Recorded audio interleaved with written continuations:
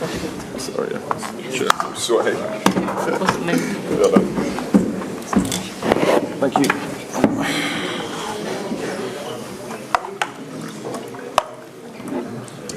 Okay.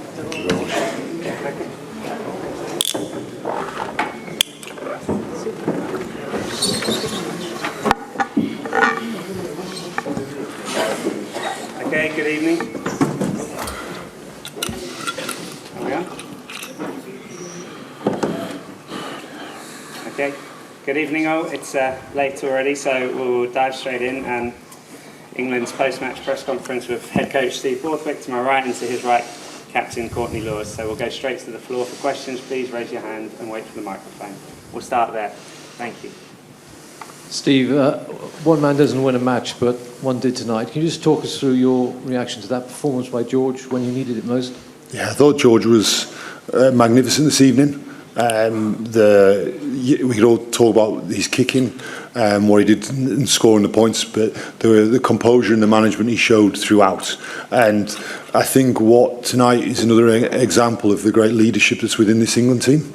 And a lot's been said in the past about the leadership within the England team, where I see as a group that has packed full of senior pros who are fantastic leaders, like the man next to me, George, as you discussed, Jamie, George, Ellis, Genge, and the list could go on. And I thought, what you just said, not one man wins a game. They all do, and they did very well tonight.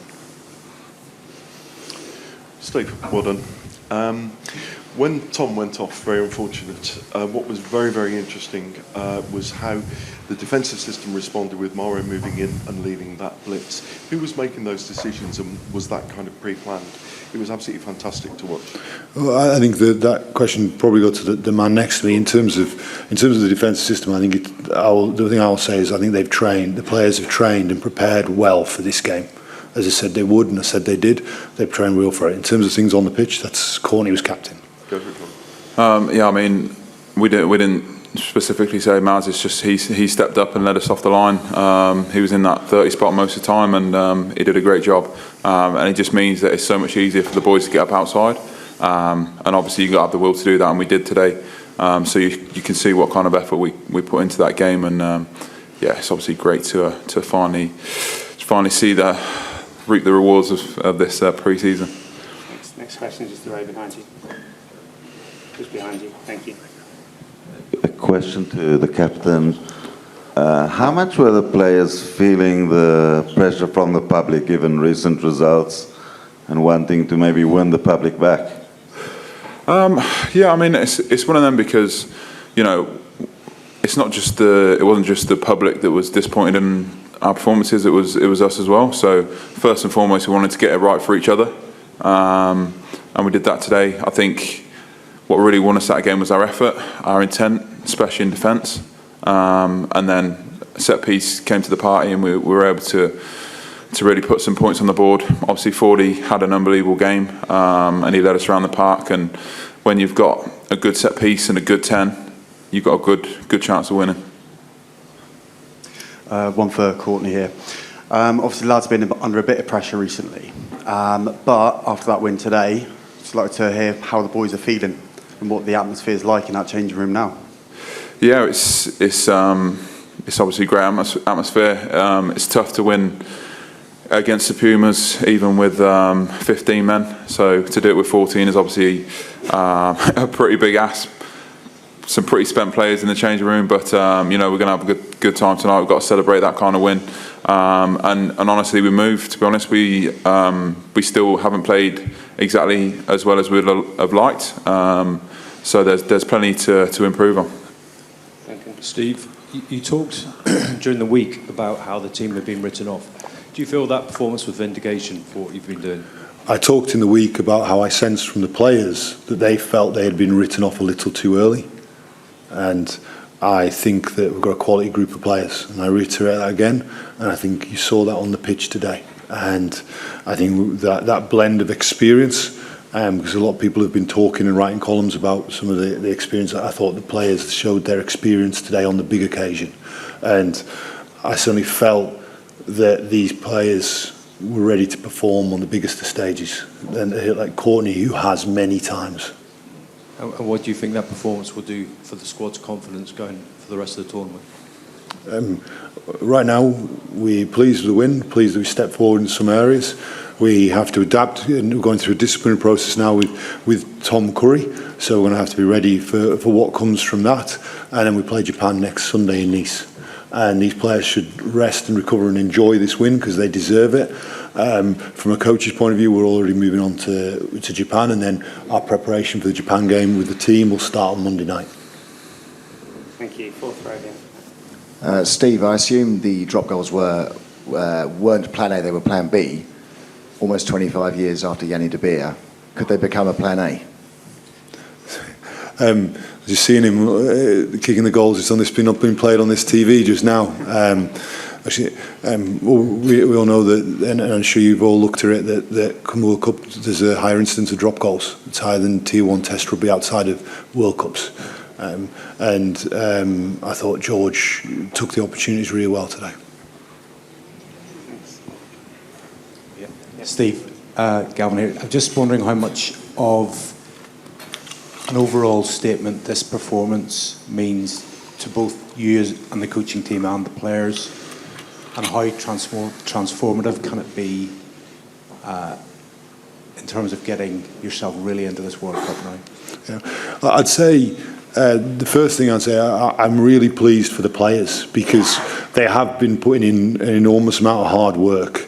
And it doesn't matter what way from you want to see the reward of it. And I think the players started to see some of the reward of it tonight. And I know every day they've turned up and tried their very hardest, and they saw that reward on there. So that's an important sign for the players of what they're doing is ensuring we're going in the right direction. The second thing I'm really pleased about is those supporters that were out in that stadium today. I thought they were absolutely magnificent. I said beforehand, we have tens of thousands of England supporters in France. They're going to follow us around and spend an awful lot of money to do that. And we want to make sure they have nights to remember. And I think they'll remember tonight. And I think the third group I talk about is all those people back home in the living rooms, the sofas, in the pubs. I hope they had a real good night tonight. And what we want to do is make sure they have another good night next Sunday. Good evening, Steve and Courtney.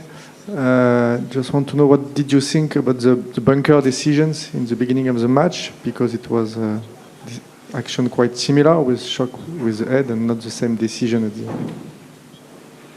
What do I think about the decisions? Well, clearly, I'm not going to comment upon one that's going through a disciplinary process now. I thought the other one was quite interesting. It looked very similar to an incident just a few weeks ago that got upgraded to red.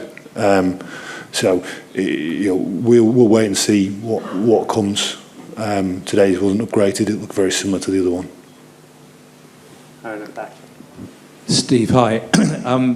The people say that George Ford is an intelligent player. It's the sort of a word that we use apply to him. But I wonder if you could explain what it is about his game brain or his understanding or his reading that sort of sets him apart, or what is it that makes him an intelligent player? Mm-hmm. I think probably one answer, but then I think it might be worth talking to Courtney, who on the field there feels it and has that communication throughout the game. I see his all-round skill set is top class. His ability to run, pass, kick is top class, and his ability to think clearly in the highest pressure circumstances is, I think, exemplary. We tell it when those players, they seem to have more time. He's kicking those drop goals, it felt like he had more time. He's kicking those high balls, it felt like he had more time than other players do. And I think that's the sign of a real top quality player. Courtney might want to talk about George on the pitch. I think you pretty much nailed it, to be fair. He just sees things that a lot of players don't see. And obviously he's not just got the job of getting himself right, but he's also got to organise the team around him, and he does that exceptionally well. And today, as you saw, he really put us in a position to go and win that game. Thanks. We'll come here, and then there'll be time for one more question after that. Hi, Courtney. Can I ask about Ben Earl? There's been a bit of a tension on the way he celebrates moments in the game, but today that really seemed to lift you, gave you guys a lot of energy. Was that sort of what you needed after the early sending off with Tom, Ben stepping up like that? I think we've got a few players that kind of like to celebrate things. Not the Saracens, yeah?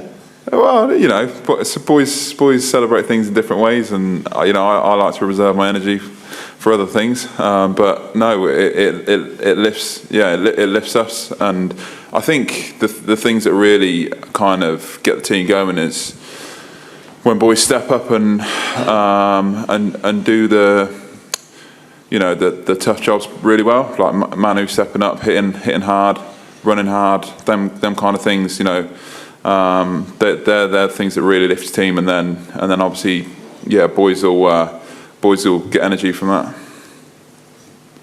Steve, one last one from me. You said to us over the past 3 or 4 months that you wanted to nail the defence, you wanted to nail the set piece, and then the attack and so on would follow on from that. You came up with a great plan B today, which was fantastic to see. From your point of view now, moving into the World Cup, what are a couple of work-ons that you might be looking for in attack, and where would you look to build upon the platform that you've created today? Yeah.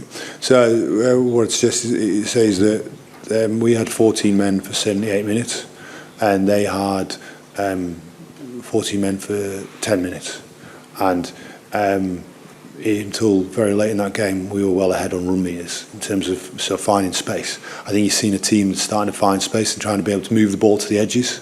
And I think you saw that today. I think we were, in a couple of instances, 1 or 2 last passes away from really creating even better opportunities and taking opportunities. That continues to be an area for us to develop. But what I would say is we are a team that's trying to ensure we maximise our learning every single day. The players have been magnificent. Everything we ask of them, they go and apply themselves wholeheartedly towards. So I think, yes, we want to make sure our attack continues to improve. Defence took a step forward today from where it was 2 weeks ago. We're going to be tested in a different way against Japan next week. So Japan, and they play tomorrow. Japan are a team that move the ball really well. They've got great speed on the edges, and they play the game in a different way to any way you tend to be used to. So we're going to have to prepare really well for that this week. Okay, thanks Steve, thanks. So the mix zone will open in 2 minutes in the room just behind you. Thank you. Appreciate it.